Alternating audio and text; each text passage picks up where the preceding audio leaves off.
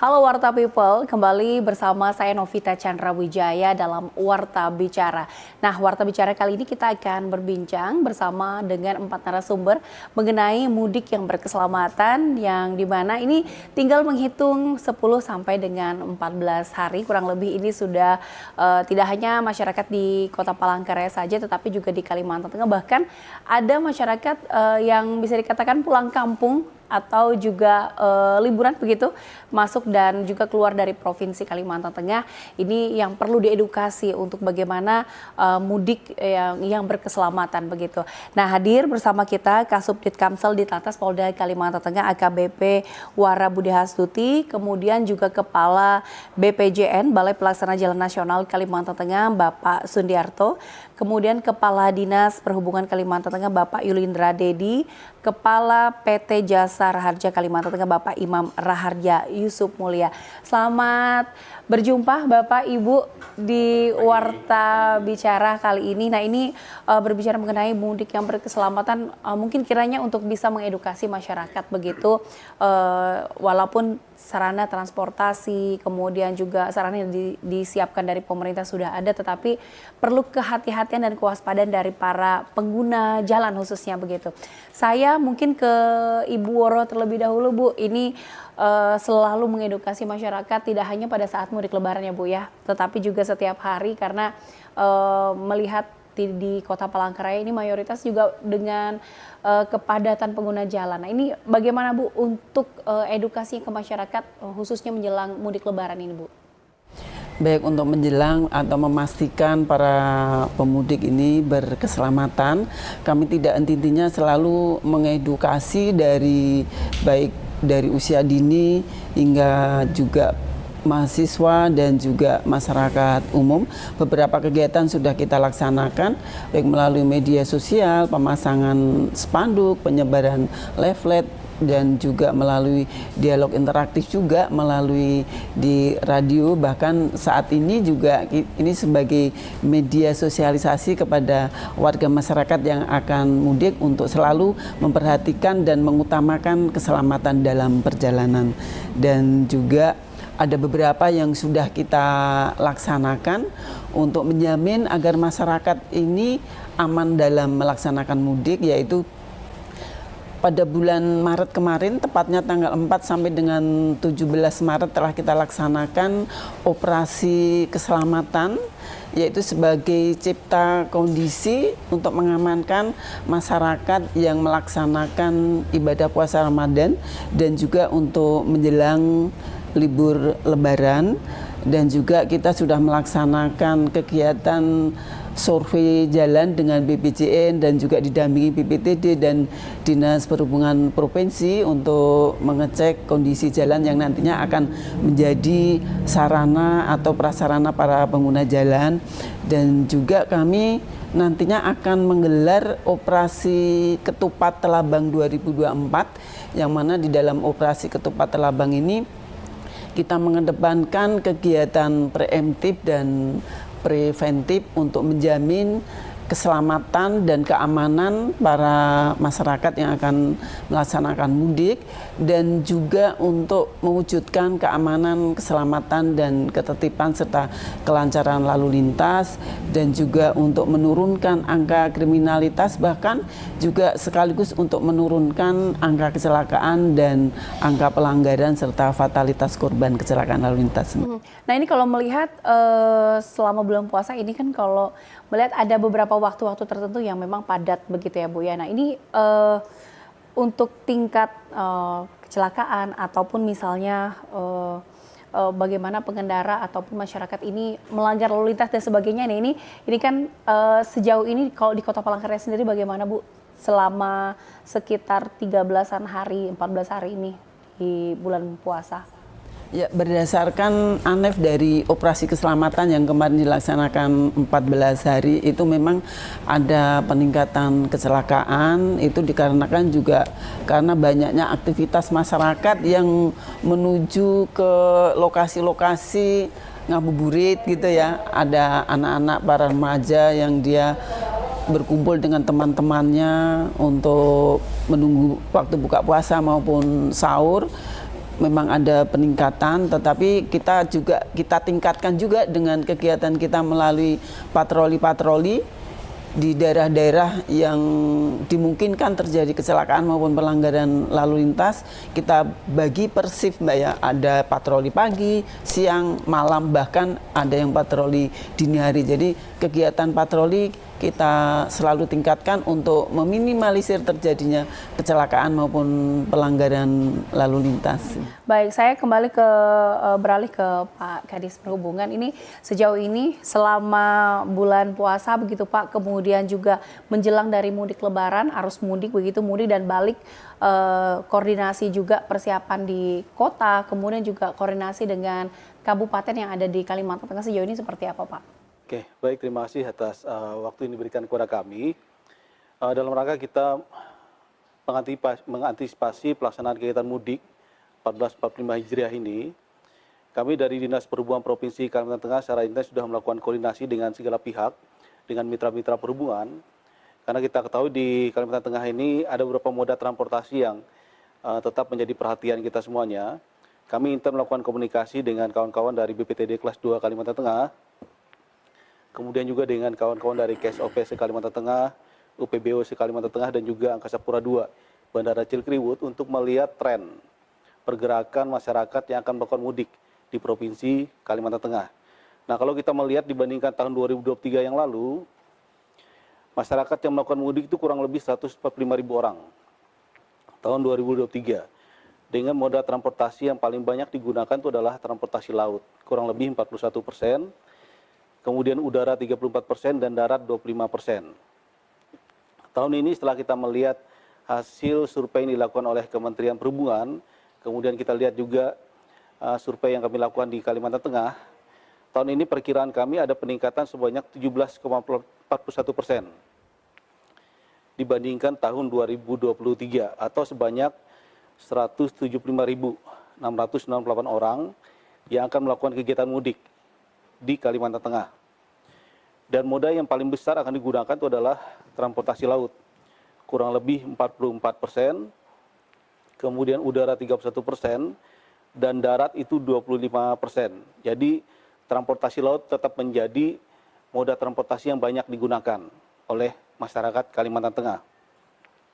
Dan dari data tahun lalu, lokasi yang paling banyak akan dikunjungi itu adalah Jawa Timur. Nah, kemarin kami sudah koordinasi dengan para pihak, terutama moda transportasi udara, agar bisa menambah kunjungan ataupun pergerakan menuju Provinsi Jawa Timur, terutama moda transportasi udara. Karena sekarang masalahnya adalah pesawat yang ke Surabaya itu masih satu.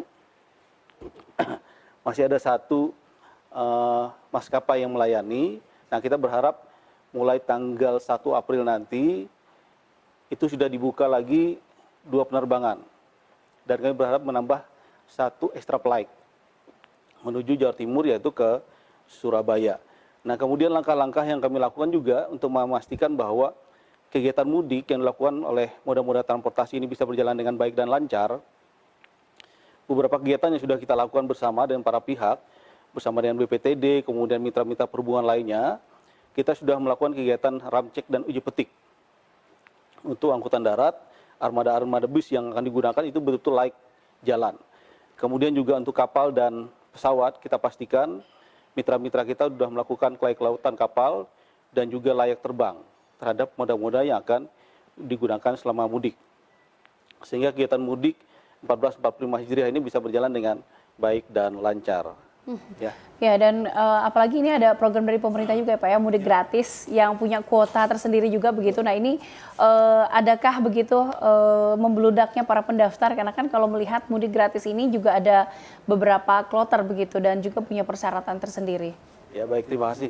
Jadi kita bersyukur tahun ini kita mendapat bantuan fasilitasi dari pemerintah pusat, satu-satunya provinsi di Kalimantan yang mendapatkan perhatian khusus dan juga difasilitasi oleh Kementerian Perhubungan adalah Provinsi Kalimantan Tengah.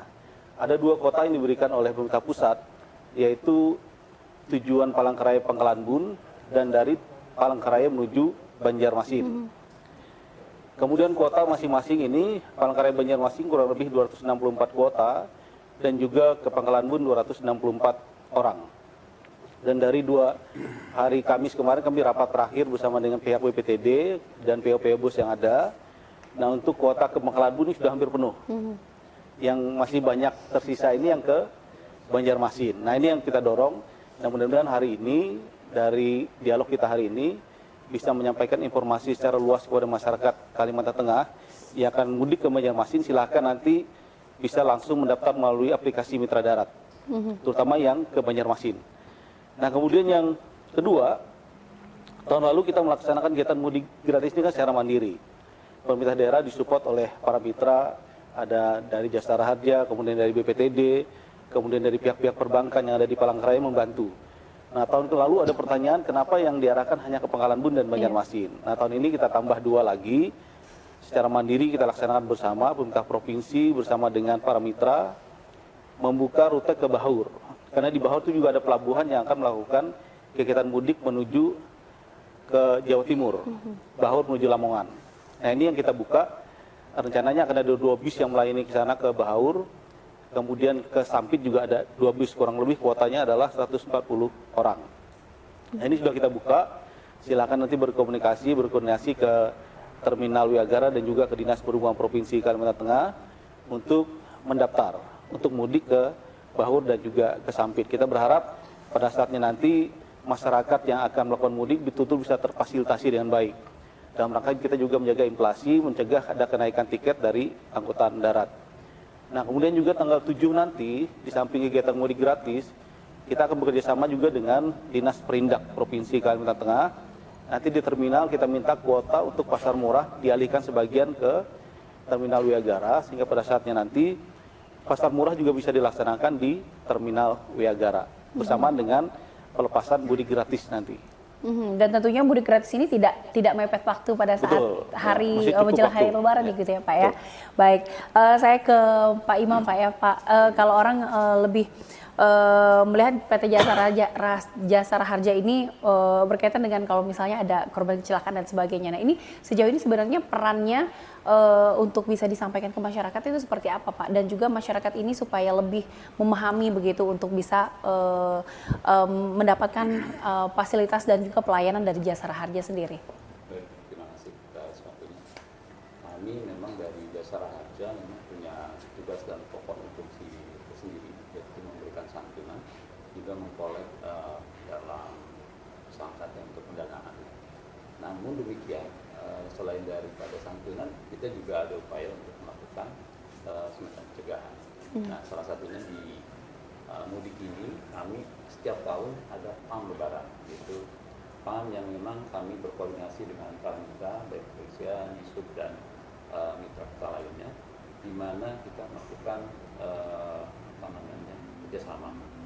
Kemudian kita juga mempersiapkan adanya aksi simpatik kemudian kepada posko-posko, kemudian juga ada spanduk di mana kita memasang beberapa titik. Untuk tahun ini mungkin kita rencanakan ada 134 spanduk untuk memberikan kepada pengguna jalan, mengingatkan kondisi jalan agar hati-hati, sehingga apa yang menjadi harapan pemudik itu kembali kepada keluarga dengan selamat, nyaman gitu kan. Dan kemudian kita juga ada melakukan upaya MKL, itu mobil unit keselamatan lalu lintas, di mana kita berupaya kepada kru awak juga gitu kan. Dengan demikian apabila krunya sehat, ya kan, sehingga perjalanan juga akan lebih nyaman. Dan kita tidak ingin harapan terjadi adanya semacam kecelakaan gitu kan. Dan upaya kita juga Min 7 kemudian Plus 7 kita ada monitoring laka, dan biasanya kalau kita pakai baju chip ini memang nggak tiap hari Pak. Iya. Ya. Tapi untuk Lebaran kita tiap hari. Itu artinya kita mensiagakan diri di mana pelaksanaan kita harus segera gitu kan. Menuntaskan upaya kalau untuk meninggal dunia itu sampai 2 hari. Dan kita sementara itu. Mhm. Nah ini sangat menarik sekali ada sosialisasi pencegahan begitu ya Pak ya. Apakah program ini memang hanya dikeluarkan pada saat ada program-program atau event tertentu saja begitu, atau memang ini dilakukan secara berkala Pak? Oh, ya secara berkala. Untuk event-event seperti Lebaran memang ada semacam panglebaran atau Nataru juga ada. Tapi di sisi lain di bulan-bulan lain kita juga melakukan ada sosialisasi bersama Buworo dan dari kepolisian. Itu kita melakukan sosialisasi ke sekolah-sekolah. Kita ada program namanya PPKL, itu program peduli keselamatan lalu lintas. Nah, karena dari sisi statistik untuk kita itu pelajar itu ada sekitar 40-an lebih persentase, sehingga ini menjadi perhatian kita untuk memberikan keselamatan kepada teman-teman pelajar dalam penggunaan berkendara dan keselamatan. Kemudian juga kita ada forum forum selamat FPLL ya, bersama dengan beberapa pihak tentunya kita membahas hal-hal yang terkait kecelakaan atau hal yang memang perlu untuk kita bahas sehingga menghindari terjadinya kecelakaan. Dan hal lainnya tentu dengan sosialisasi baik itu di medsos maupun di hal lainnya yang kita sepakati. Ini kan program banyak ya Pak ya, sosialisasi, kemudian juga ada pamlebaran dan sebagainya, yang juga banyak program-program dilakukan secara berkala. Ini masyarakat kalau di Kalimantan Tengah memahami tidak bagaimana peran jasa harja ini sebenarnya terhadap mereka para pengguna jalan begitu? Ya, kami bersama stakeholder ya, karena memang kami tidak bisa juga berdiri sendiri. Ya. Dengan adanya kerjasama stakeholder dan terlibat di beberapa event maupun program, tentunya ini memberikan awareness kepada masyarakat. Dan kalau dari sisi presentasi tadi, selain dari pelajar yang 40%-an, itu untuk produktivitas juga ya, mungkin sama 40%-an. Jadi pegawai hal lainnya itu menjadi ini. Yang ini tentu itu kita lakukan ke masyarakat. Dan harapannya memang kita sih berharap tidak ada yang kenal jasa raja. Karena kalau udah kenal jasa raja berarti hubungannya dengan kecelakaan gitu kan. Jadi tapi paling tidak mungkin dengan sosialisasi dan bersama tahulah paham bahwa keselamatan itu penting dan di mana kecelakaan itu dimulai dari pelanggaran. Apalagi ini kalau menjelang mudik lebaran ya Pak ya, kenapa harus selalu mepet-mepet pada saat dekat hari lebaran begitu ya Pak ya. Baik, saya beralih ke Pak Kepala BPJN Kalimantan Tengah Pak Sundiarto. Jadi sejauh ini Pak di sekitar 10-14 hari ya Pak ya menjelang arus mudik, apa yang sudah dilakukan persiapannya Pak dari BPJN Kalimantan Tengah Pak? Terima kasih atas kesempatan yang diberikan kepada kami. Jadi dari Balai Pelaksanaan Jalan Kalimantan ini selama untuk menjelang awal mudik dan juga Nataru yang kemarin, setiap tahunnya kami itu mempersiapkan selain daripada nanti posko-posko yang ada di setiap wilayah gitu kan. Jadi terutama, jadi kita ini ruas jalan nasional di Kalimantan Selatan ini harus diketahui bahwa sepanjang 2095 km itu sangat panjang sekali. Tetapi untuk arus mudik yang kita fokuskan di sini itu di lintas selatan, yang mana sepanjang 875 km itu. Nah, untuk mengawasi ruas-ruas jalan kita tersebut itu kita mempunyai ada beberapa satker, satker itu merupakan manajer wilayah, dan satker ada mempunyai PPK yang itu manajer ruas. Nah, dari manajer ruas itu pun kami mempunyai program kegiatan yang untuk menyelamatkan lalu depan itu ada kegiatan namanya rutin jalan. Jadi ya kita tahu sendiri bahwa saat ini masih hujan, sangat cepat sekali tumbuhnya lubang gitu kan. Nah, itu menjadi fokus kami karena tentunya kegiatan ini harus kita cepat tangani Bu ya, selain daripada tadi karena lubang itu sendiri tidak serta-merta keluar dengan sendiri karena musuh dari jalan itu air dan air gitu kan. Karena untuk melepas cepat air keluar daripada di jalan, tentunya bahu jalan harus kita bersih dari rumput, itu yang kita fokuskan juga. Dan tentunya juga terkait dengan saluran samping atau drainase jalan karena untuk mempercepat aliran air. Nah, untuk mengatasi itu selain daripada kegiatan itu ada kegiatan yang baru efektif yang mana seperti lubang yang ukuran tidak kecil gitu Bu ya, kan gitu. Namanya efektif sehingga cepat tertangani. Kembali ke tadi yang rutin tadi, untuk cepat tanggap terkait dengan peluang lubang itu kita bisa lakukan terkait dengan nama istilah CMM atau holding. Kalau cepat lagi namanya salob, tutup satu lubang gitu. Nah itu lebih cepat lah.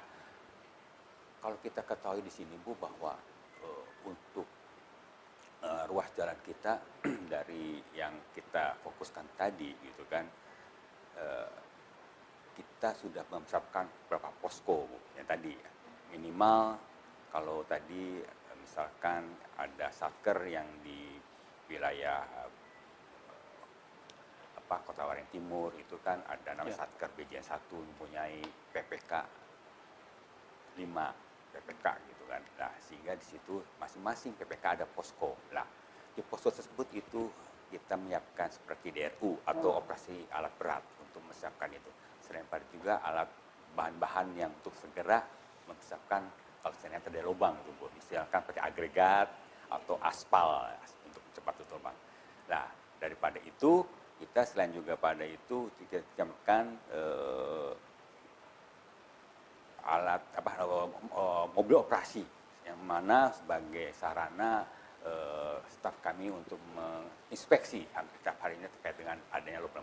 Itu persiapan dari kami terkait untuk persiapan jalan. Berarti bisa dipastikan posnya tersedia standby 24 jam, kemudian juga dengan dilakukan kalau misalnya ada jalan yang memang harus dilakukan perbaikan, memang dilakukan secepat mungkin begitu ya Pak ya.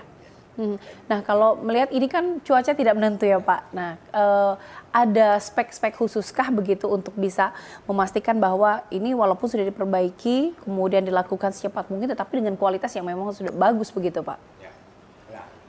Agar yang namanya cepat, tadi salah, agar cepat tutup lubang itu kita hanya bersifat sementara supaya arus lalu lintas itu berkeselamatan dan jalan itu tetap fungsional gitu kan. Beda dengan namanya tadi ada pekerjaan efektif. Pekerjaan efektif itu harus sesuai dengan spek yang ada sendiri karena pekerjaan itu tentunya harus sesuai dengan perencanaan minimal dan juga sesuai dengan spek yang kita telah tentukan gitu tentunya. Nah, maka dari itu makanya tadi saya sampaikan di sebelumnya kalau sifatnya hanya sementara supaya tetap ini kita harus melakukan cepat segera. Apalagi mungkin dari Kementerian Kementerian Perhubungan sudah mengeluarkan bahwa -10 itu harus kerjaan secara efektif tadi harus segera tertutup gitu. Kalau ada pekerjaan efektif, tetapi kerjaan yang rutin tadi harus tetap berjalan Bu, karena lubang itu tidak boleh kita biarkan gitu. Lah, hanya bisa lubang hanya sementara ya, hanya kita tutup aja gitu. Nanti berikutnya kalau sudah selesai acara ini kita optimasi terkait dengan kegiatan dari efek tadi sesuai dengan spek yang ditentukan itu. Nah ini juga walaupun ada pos-pos ya Pak ya yang sudah dihadirkan, perlu kerjasama juga dari masyarakat begitu untuk memberikan laporan kemudian. Nah ini seperti apa Pak untuk masyarakat supaya bisa bekerja sama kemudian untuk membantu begitu dari program dari BPJN Kalimantan Tengah? Baik, makanya ya, sebetulnya program ini bukan hanya berhubungan dengan jalur ban saja, ada namanya kita aplikasi Jaki. Nah, jalan kita itu semua stakeholder masyarakat baik ibu atau semua itu bisa melaporkan dengan keadaan jalan kita, baik lubang atau kejadian banjir, bencana, atau kecelakaan itu harus kita tanganin dalam 1x24 jam. Dan itu harus dipantau oleh namanya command center kan. Nah, itu adanya peran serta masyarakat untuk itu. Dan kita juga sosialisasi terkait dengan ada program tersebut supaya dengan ada seperti itu kita terbantu juga bahwa ada suatu kejadian, suatu ini tertampung. Selain daripada itu juga banyak sekali aduan dari masyarakat terkait dengan jalan kita melalui medsos itu. Dan itu pun juga kita cepat tanggap supaya apapun yang terjadi di jalan nasional itu harus kita tadi tetap fungsional dan berkeselamatan.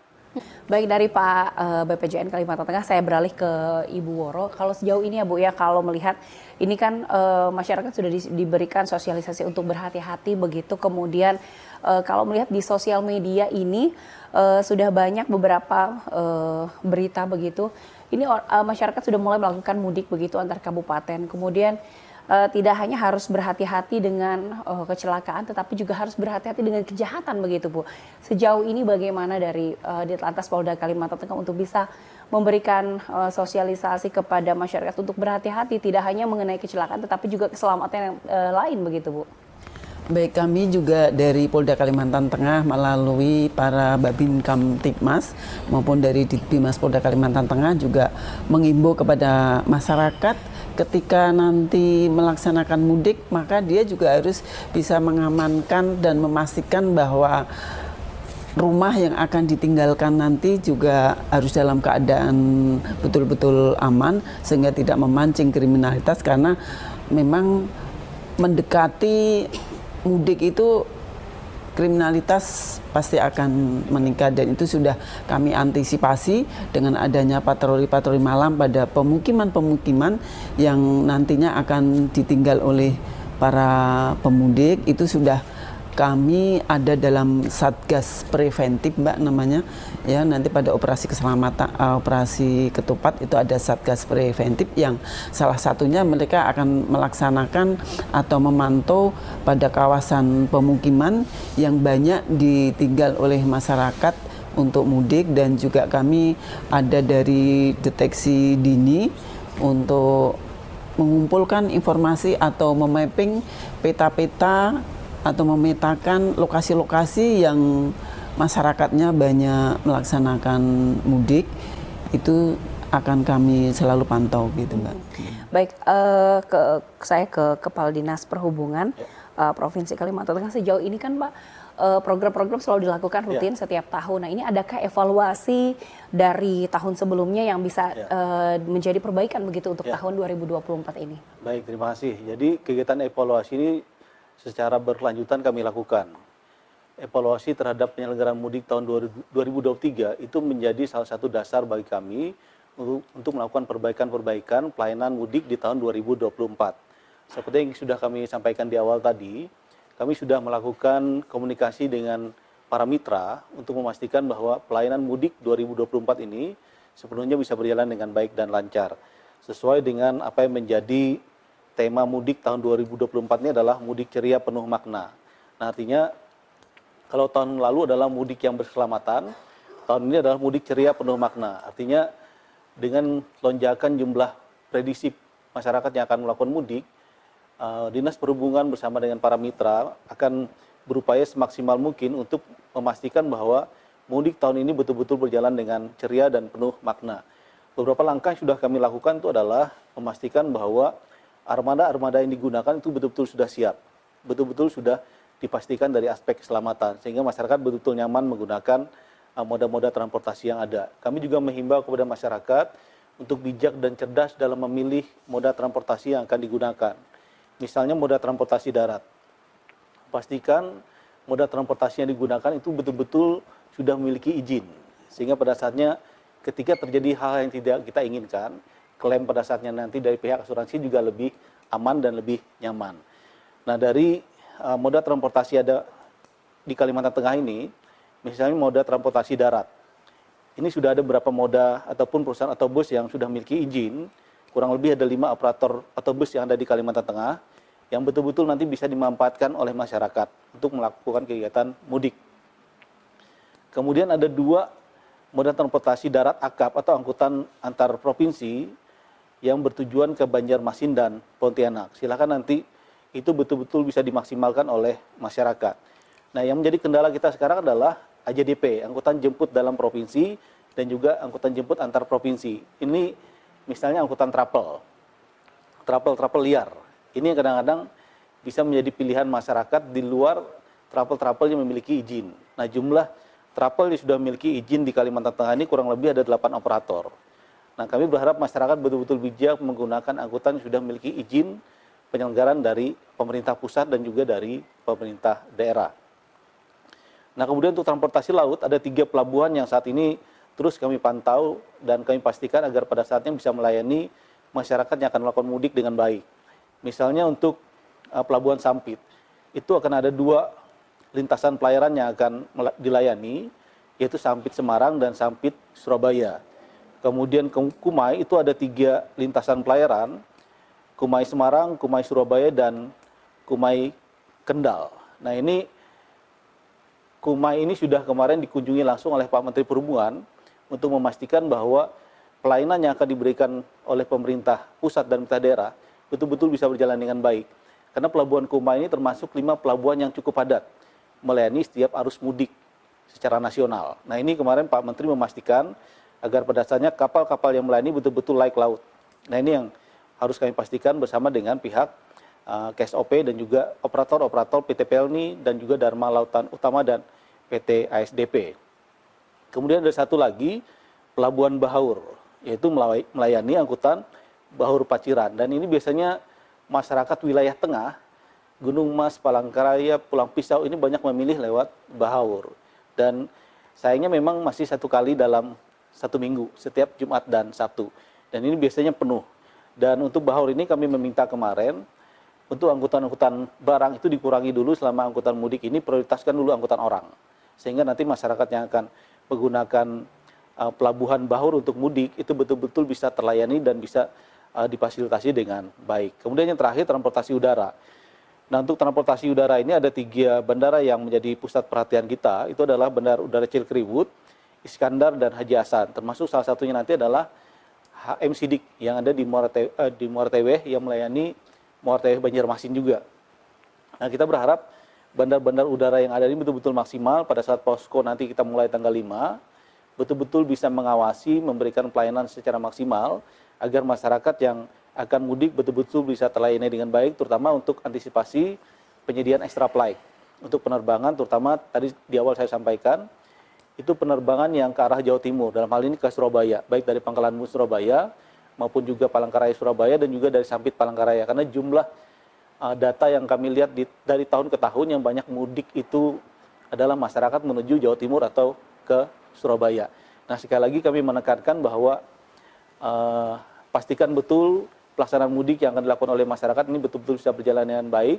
Perhatikan persiapan dari awal, perencanaan dari awal, ketika akan mudik, dari jauh-jauh hari sudah persiapkan tiket. Jangan buru-buru mendekati H-1, H-2 baru mencari tiket, nanti akan kesulitan. Ya. Kalaupun mendapat tiket, kayak pesawat mungkin harganya sudah naik. Ya, walaupun nanti tidak melewati batas ambang atas. Ya, itu yang kami harapkan kepada masyarakat, betul-betul bijak dalam mempersiap diri untuk kegiatan mudik pada saatnya nanti.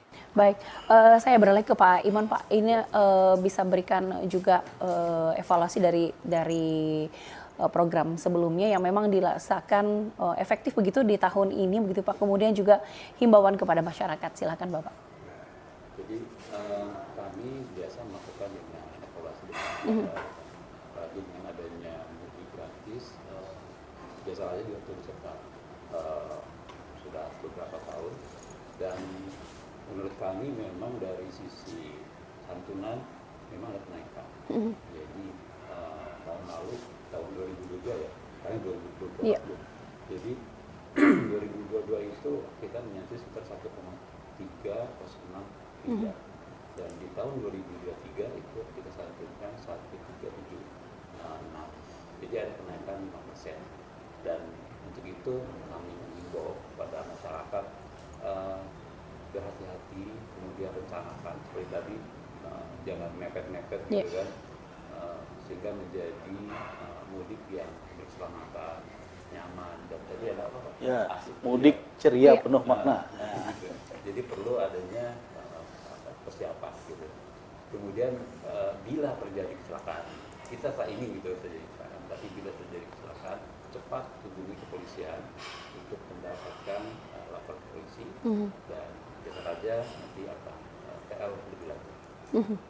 Baik, Kepala BPJN Kalimantan Tengah Pak, bagaimana untuk bisa memberikan juga himbauan begitu ke masyarakat Pak terkait dengan mudik yang berkeselamatan ini, silakan Bapak. Baik, tentunya kalau himbauan dari kami ya, dalam setiap pengguna jalan itu yang dipastikan pertama itu alat transportasinya gitu kan, yang dipastikan dalam kondisi fit lah kan itu kan.